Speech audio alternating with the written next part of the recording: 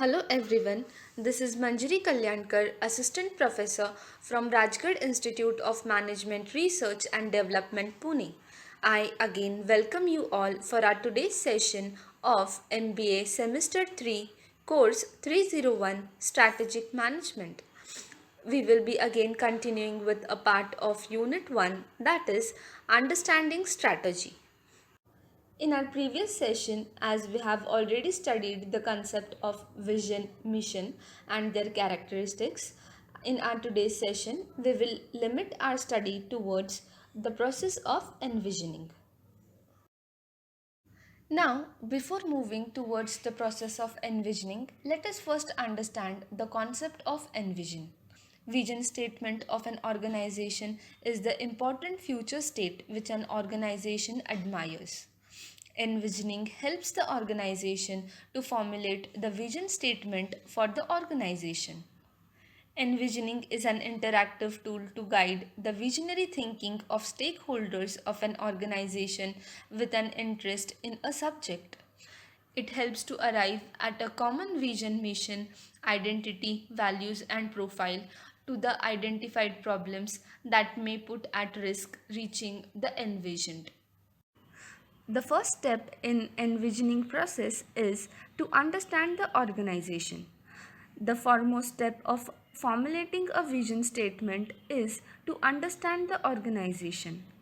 To understand an organization in a better way, the management must identify the following details.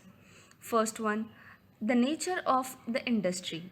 Second, the mission and the purpose of the organization. Then, the kind of values it is providing to the society. Then, the structure of the organization and various critical success factors of the organization. Then comes the nature and types of stakeholders and the interests of stakeholders.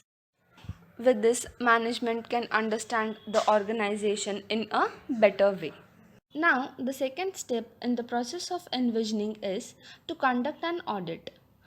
Once the understanding of the organization has been achieved by the strategic leaders, the next step is to conduct an audit to assess the current position of the organization and the pace at which it is processing. The following aspects are to be analyzed at this stage: the current direction of the organization, then mutual agreement by the key strategic managers, then organizational structures and activities, then employees at the organization of various levels, and compensation and remuneration plans. Along with it, also the information system and communication flow within the organization is analyzed. Now, let us start with the third step, that is, narrow down the vision.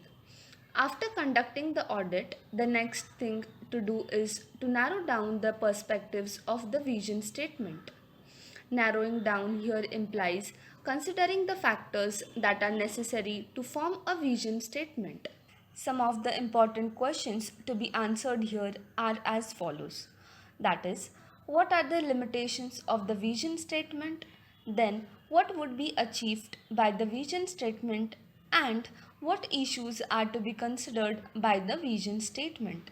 Answering these questions helps the management to narrow down the vision statement in a very appropriate way. Now, after narrowing down the vision, the next step is to set up the context for vision statement. In this step, the strategic leaders should anticipate the future aspects of the organization. Anticipating the future does not mean to be predicting the future, but assessing the future surrounding. Some of the aspects to be considered here are anticipation and categorization of future developments which may affect the vision, then enlist the expectations with each category, anticipate the probability of fulfilling the expectations, and lastly, assigning the probability of occurrence to each expectations.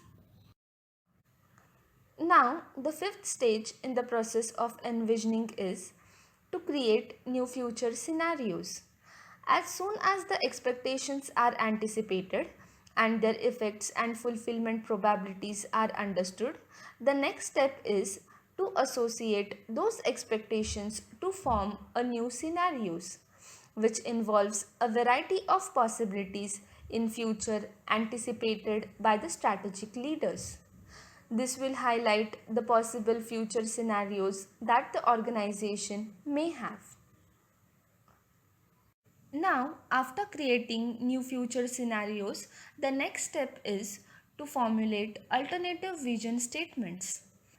In this step, the possible future alternatives are discovered and decided, on the basis of which the strategic leaders determine the directions that lead to those alternative future courses. In this step, alternative vision statements for each direction are formulated. However, these alternative vision statements are not evaluated in this step. Now, moving towards the last step in the process of envisioning, that is step 7, to select the final vision statement. This is the final stage where the strategic leaders would select the best among the alternative vision statements. For this, it is necessary to closely analyze the vision statements. The essential factors which are required in order for the vision statement to become successful should be considered.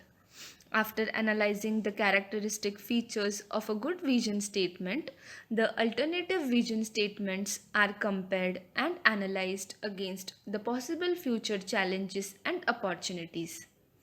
The comparison is based on the applicability of vision to wide platform of future scenarios. It should be noted that the final vision statement should qualify in the criteria of good vision statement. And in this way, the process of envisioning ends, giving an output of the vision statement for the organization. With this, I conclude today's session and hope that you all have understood the process of envisioning. Thank you.